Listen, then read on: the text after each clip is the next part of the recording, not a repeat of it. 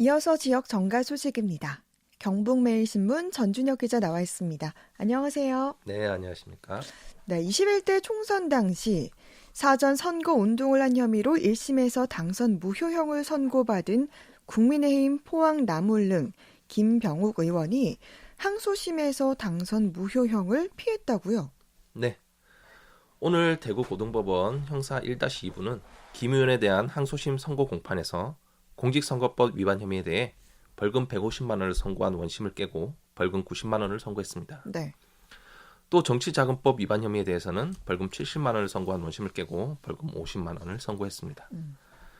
선출직 공직자는 공직선거법과 정치자금법 위반죄로 벌금 100만 원 이상 형이 확정되면 직위를 상실하거나 당선이 무효가 되는데요. 네.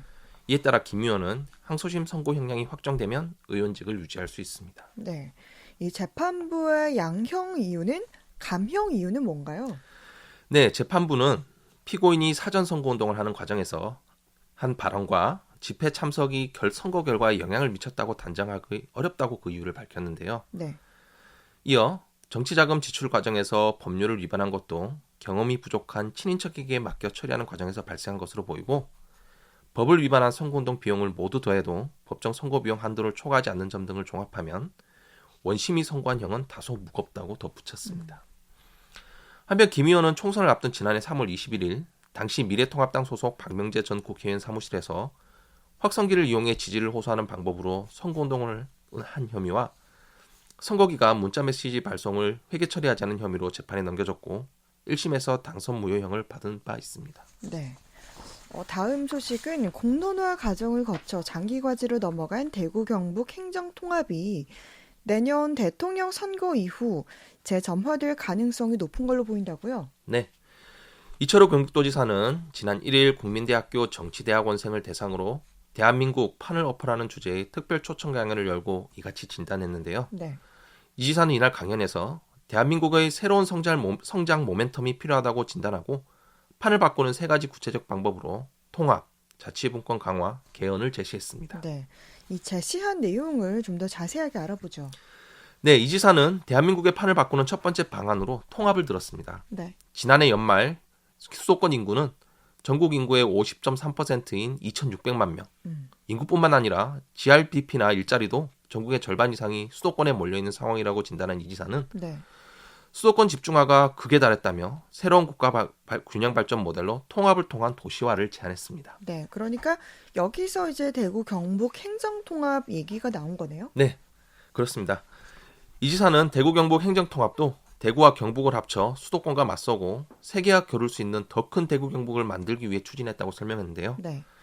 그러나 코로나19로 공론화가 늦어지면서 열기를 끌어올리지 못하고 대선 국면을 맞아 정치권의 관심도 부족해 장기 과제로 넘기게 되었다며 아쉬움을 표했습니다. 네. 그러나 이 지사는 대선이 끝나면 통합의 불이 다시 붙을 것으로 예측했는데요. 통합에 대한 방향성과 필요성에는 공감하는 만큼 국가적 아젠다로 가져가야 한다며 대선 주자들이 공약화하고 광역단체 간 통합에 관한 법을 만들 것을 제안했습니다. 네. 좀 비슷한 맥락에서는 이 지사는 이 판을 바꾸는 두 번째 방안으로 자치분권 강화를 제시했다고요?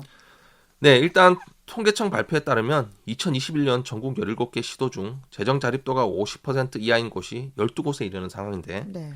이에 따라 이 지사는 도지사가 되고 나서 중앙부처에 가서 사정하는 게 일이라며 대부분의 단체장이 비슷하다는 말로 지방의 어려운 현실을 설명했습니다. 네. 이어서 이 지사는 재정 불균형이 지역 격차를 심화시키고 지방 낙후를 불러오고 있다며 재정 분권의 필요성도 강조했습니다. 따라서 현재 19.2%인 지방 교부세의 법정 교부세율을 인상하고 국세 과목의 지방세 이양을 추진하는 등 근본적인 대책 마련이 필요하다고 강조했습니다. 네.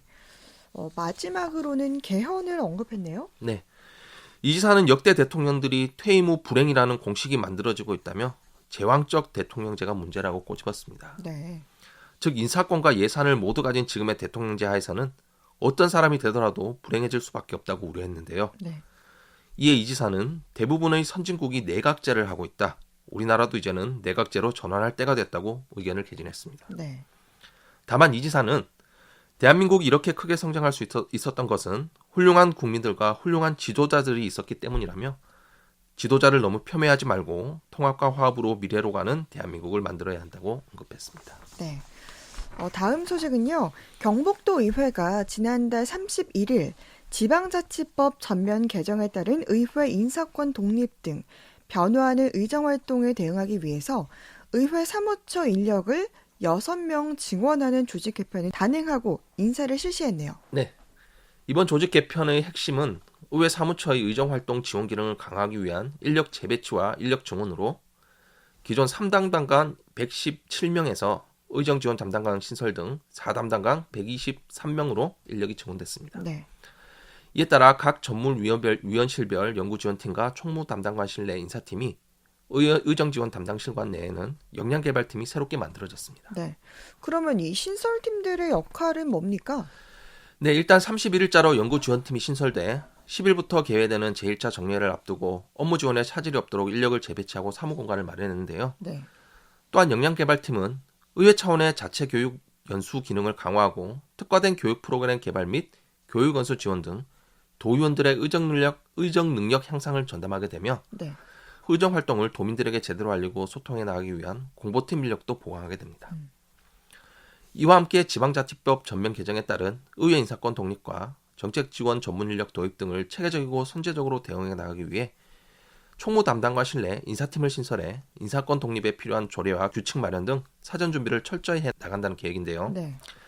경북도의회 고우현 의장은 이번 조직 개편을 통해 경북도의회의 전문성을 한 단계 더 높임과 동시에 도의원들의 역량 또한 획기적으로 향상시키겠다고 밝혔습니다. 네.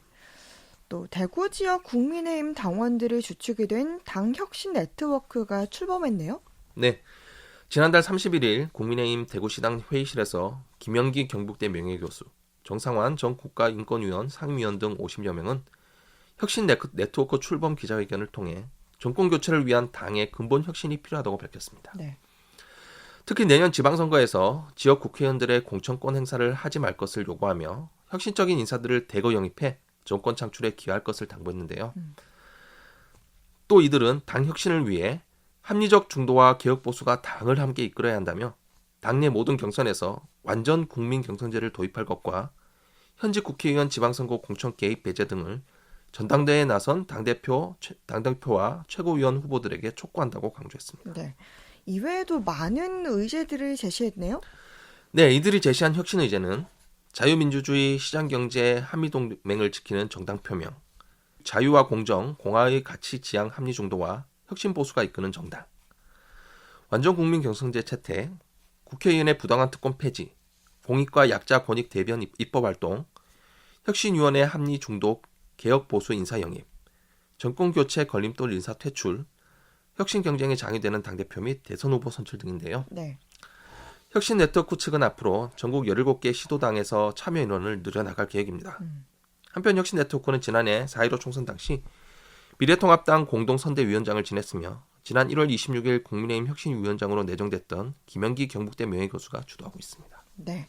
한 주간의 지역 정갈 소식 살펴봤습니다.